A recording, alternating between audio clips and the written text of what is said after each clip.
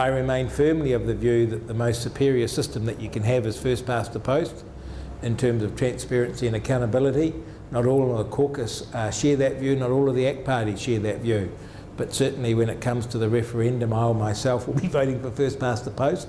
Well, thanks very much for inviting me tonight. And the first thing I should do is acknowledge my colleague Graham Hunt over here, who I'm working very closely with on this whole business of the forthcoming referendum on MMP.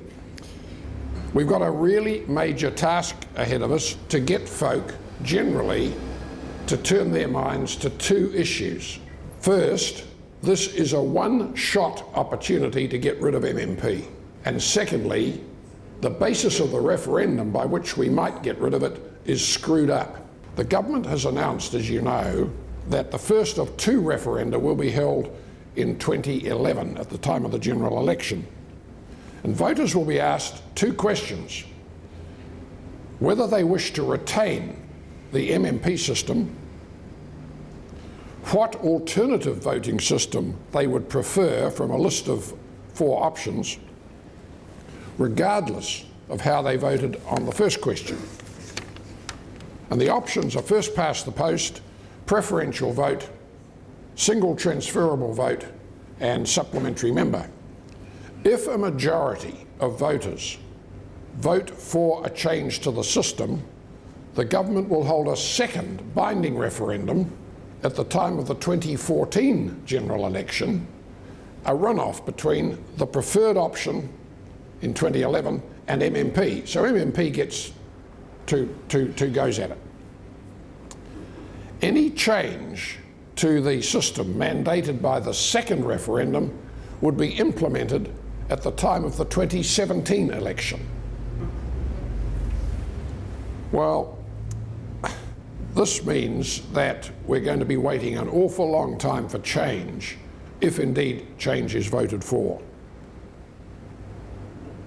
The government have further announced that if the people vote to retain MMP in the first referendum, they will put it up for a review by the Electoral Commission to see whether it needs improving. And the Prime Minister has stated in the House about 3 weeks ago, and I saw him say it, he will probably vote for MMP. Now, if you take the totality of those specifics, it's easy to conclude that our political masters now regret their promise to give us a referendum. The panel beater has been asked to design an intersection. And there are 3 issues, I think, which need addressing.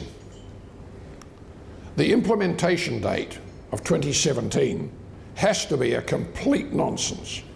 In 2011, it's next March, there will be the usual 5-yearly census, which will prepare the ground for any necessary boundary changes. And if the political will is there is absolutely no reason why we couldn't have the second referendum 12 months after the first and implement the changes in 2014. So you bring the whole program 3 years ahead. It just needs the political will, and that whole process can be brought forward 3 years. That's the first point. The second point is that there's a serious flaw in the way in which the options are voted for.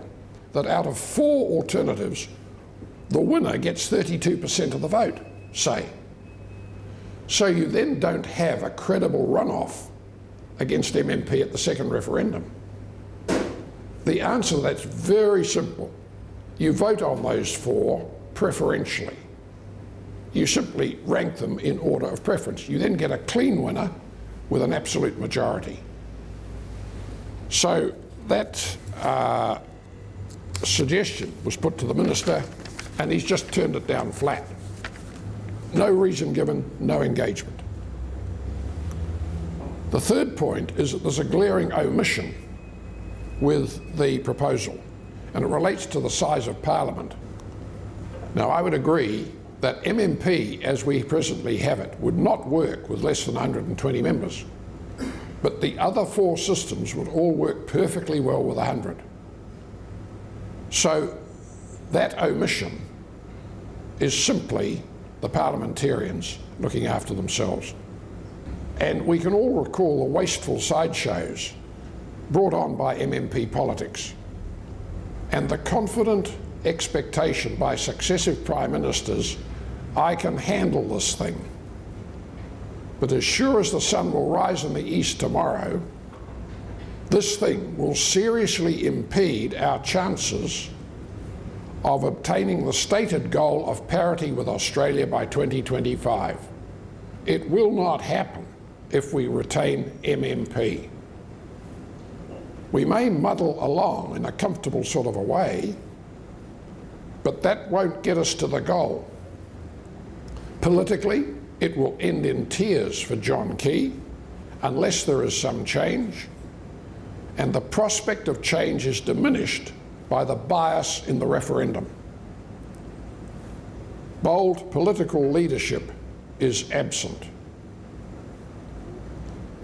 Over recent months, I've been asked on a number of occasions which alternative system I would vote for. Well, unlike Rodney, I will not vote for first past the post. First of all, I think it's yesterday's system, but I don't think we've got the faintest chance of it getting through. I believe that preferential voting, like Australia has, or possibly supplementary member as a second best. But we don't have to promote first past the post and unduly compromise our principles. We can get back to a largely electorate-based system with accountability without having to go to first past the post. And whatever we may think of in this room, there's a big fight ahead just to get rid of MMP. So we'd better be able to fight for something which we really have got a chance of winning. That's my point. And it's not hard, you know, to think up when we start to campaign against MMP, the list of excesses that we've had to put up with. I mean, think back to Alamein Kopu. Think back to Winston Peters. Think back to all the party hopping that we've got used to. And think about the fact that a large percentage, a significant percentage of your parliament is not elected, it is appointed by the party hierarchies.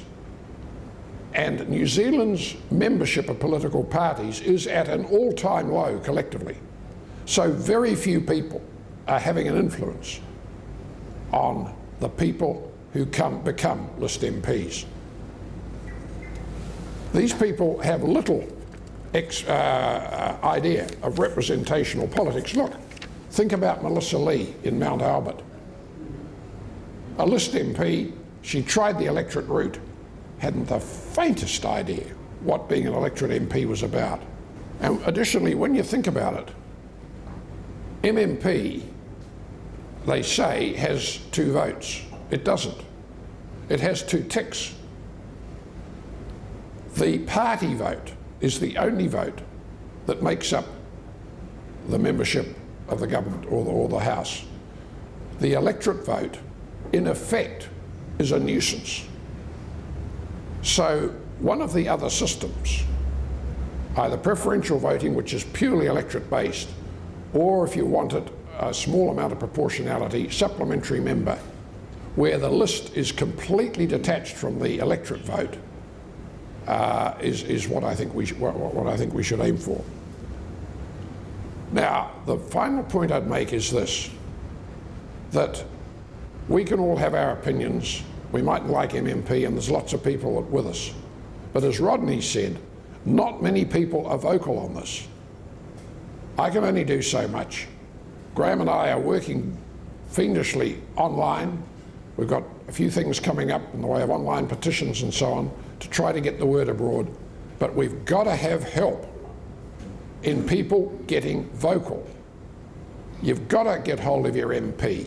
You've got to condition this government that what they're on about is favouring the retention of MMP. MMP is a sick animal and it needs to be put down. Get vocal.